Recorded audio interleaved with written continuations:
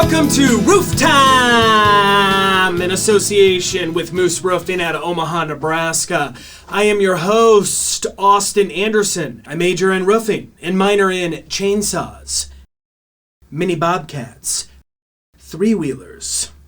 At the time this is being recorded, we are currently experiencing heavy snowfall and what some would call a blizzard in Nebraska today. I, for one, call it awesome. Most people stayed home from work today. Not me. While others complained about the snow and how they have to drive in it, I not only came to work, but I also drove an electric 9-bot Segway scooter 36 miles to get here.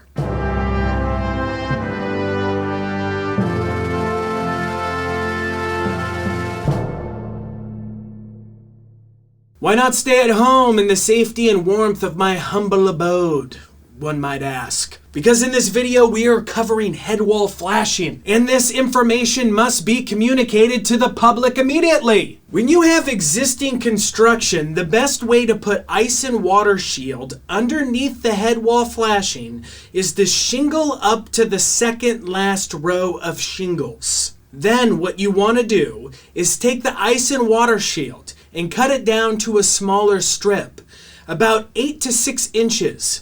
The best is probably 8. So you take your 6 to 8 inches and you fold a 3-inch section over, like a delicious taco. And then you slide it underneath. Just slide it in there real good. Just get it in there.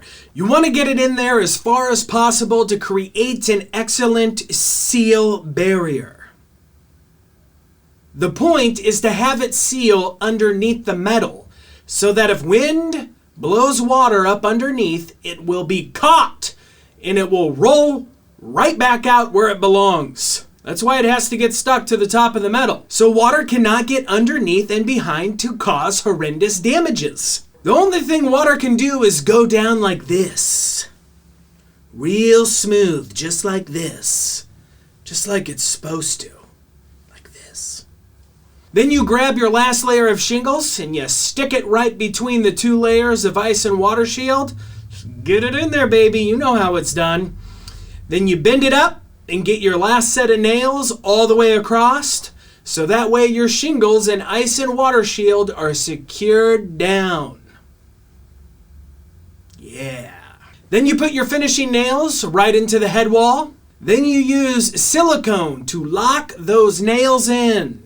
Pew, ka-pew, ka-pew. Please comment below with any questions you have and we will respond to them as quickly as we can. Make sure you subscribe and ring the little bell so you're notified when we release a new video. God bless all the children.